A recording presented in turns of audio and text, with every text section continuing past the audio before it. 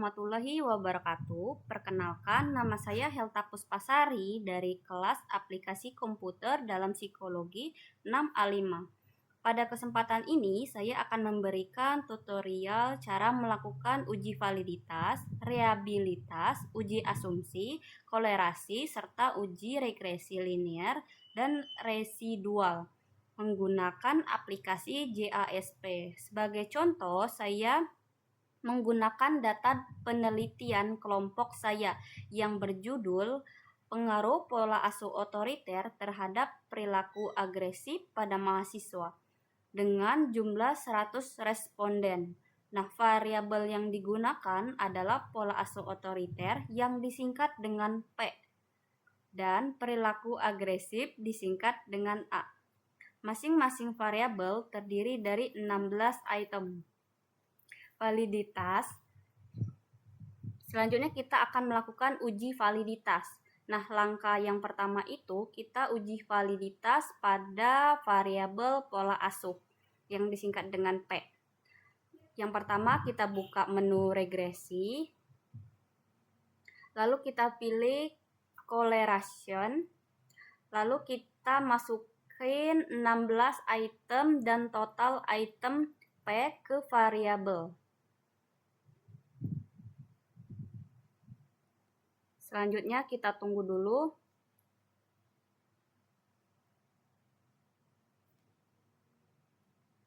Lihat nilai p-value pada kolom P total. Nah, jika P-nya kurang dari 0,5, maka item itu tersebut valid. Nah, dalam data ini semua item P memiliki kurang dari 0,01, jadi seluruhnya bisa dianggap valid. Langkah yang kedua, kita akan melakukan uji validitas variabel pada agresif. Kita ulangi langkah-langkah sebelumnya. Lalu di sini kita lihat hasil pada A total dari p-value. Nah, di mana pada total ini terdapat satu item yang lebih dari 0,5, yaitu pada item nomor 4. Sedangkan pada total lainnya itu kurang dari 0,5, yang artinya itu valid. Selanjutnya kita akan melakukan uji reliabilitas. Nah, langkah yang pertama itu kita buka menu reliability.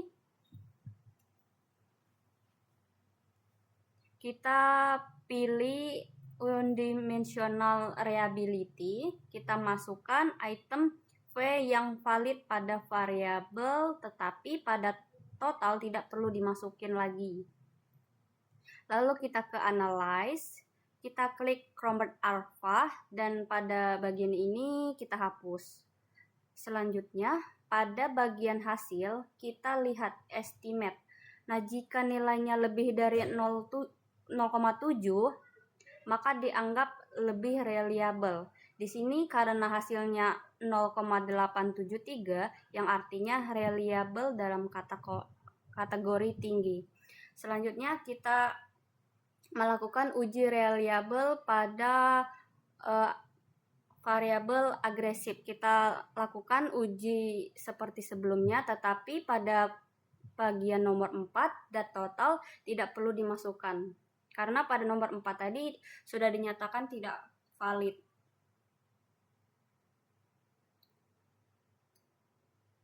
Di sini kita lihat hasil lagi di estimate, yaitu 0,771 yang artinya pada variabel agresi ini juga memiliki reliabilitas dalam kategori tinggi. Selanjutnya kita ke uji asumsi normalitas. Langkah pertama kita pilih menu deskriptif, lalu pilih deskriptif statistik. Di sini kita masukin P total dan A total ke dalam variabel.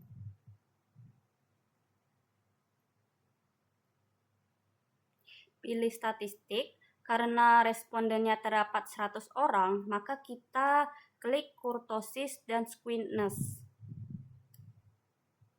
Nah, pada hasil dapat dinyatakan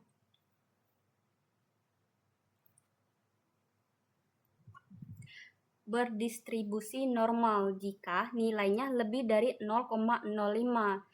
Jika dilihat daripada hasil ini, di standar error of squeeze yaitu 0,241 dan pada standar error of kurtosis yaitu 0,475 yang artinya lebih dari 0,05, ini bisa dinyatakan normal.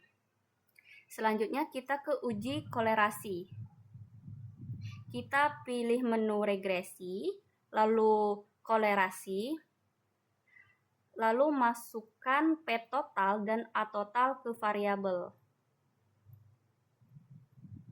Nah, di sini kita lihat hasil. Bisa dilihat dari v-value, yaitu 0,01 atau kurang dari 0,05 yang artinya terdapat hubungan antara pola asuh otoriter dengan perilaku agresi pada mahasiswa. Dan yang terakhir kita akan melakukan uji regresi. Karena pada uji regresi ini terdapat dua jenis, maka kita harus uji satu-satu terlebih dahulu.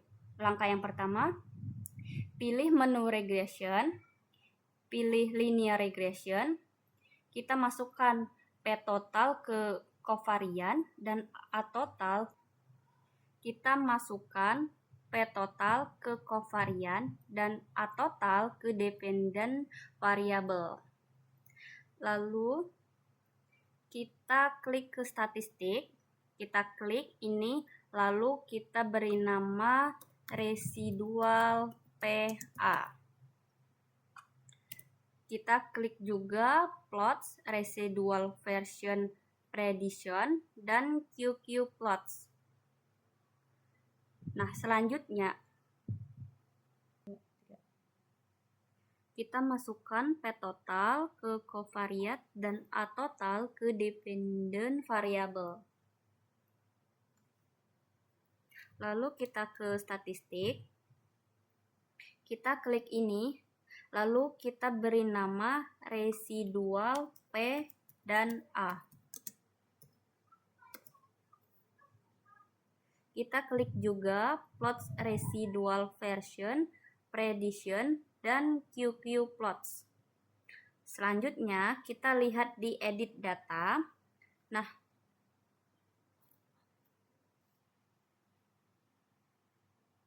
di sini sudah ada residual pola asuh otoriter dan perilaku agresif. Kita balik lagi ke analyze. Kita lihat grafiknya. Pada bagian residual versus prediction. Pada titik-titik ini merupakan sebaran data.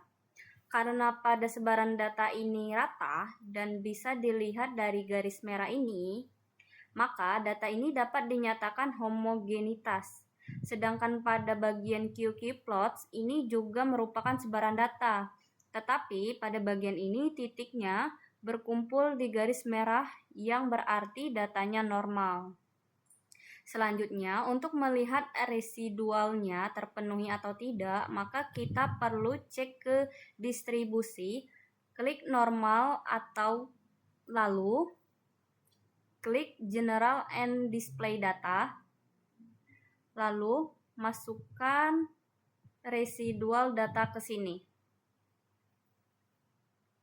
Lalu klik Assessment Fit. Pada bagian statistik ini kita klik semua. Kita lihat dari Fit Assessment di v-value. Kita tunggu dulu. Nah, di sini pada bagian v-value-nya terdapat nilai 0,482, 0,656, 0,747, dan 0,314, yang berarti nilai ini lebih dari 0,05 dan dapat dinyatakan bahwa uji linear regresitas ini terpenuhi. Maka dari itu kita menggunakan single to project regresi, ini menggunakan linear regression karena pada pengujian tadi terpenuhi. Kita klik linear regression, masukkan P total ke kovarian dan total A ke dependent variable. Selanjutnya kita cek di ANOVA. Di v-value yaitu kurang dari 0,01, yang artinya itu merupakan kurang dari 0,05 ya, yang dinyatakan terdapat pengaruh secara signifikan antara pola asuh otoriter dengan perilaku agresif.